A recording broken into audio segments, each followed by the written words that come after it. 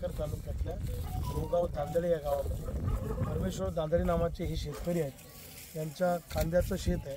4 एकरामध्ये यांनी कांदा लावला होता।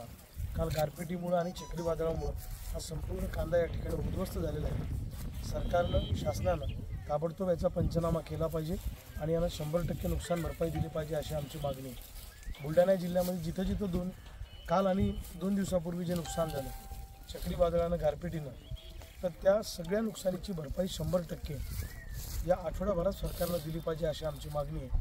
अन्यथा या शेतकऱ्यांना घेऊन एक आंदोलनाचं शस्त्र पुन्हा एकदा आम्हाला उपसावं लागेल।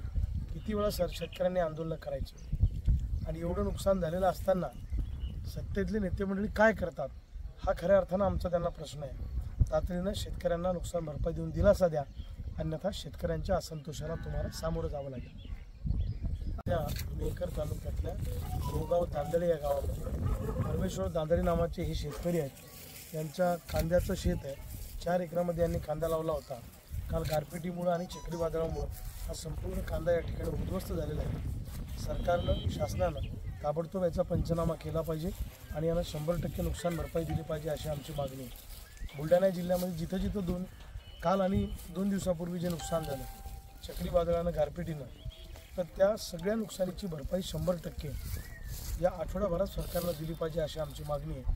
अन्यथा या शेतकऱ्यांना घेऊन एक आंदोलनाचं शस्त्र पुन्हा एकदा आम्हाला उपसावं लागेल। किती वेळा शेतकऱ्यांनी आंदोलन करायचे आणि एवढं नुकसान झालेलं असताना सत्तेतले नेते मंडळी काय करतात हा खऱ्या अर्थानं आमचा त्यांना प्रश्न आहे। तातडीनं शेतकऱ्यांना नुकसान भरपाई देऊन दिलासा द्या,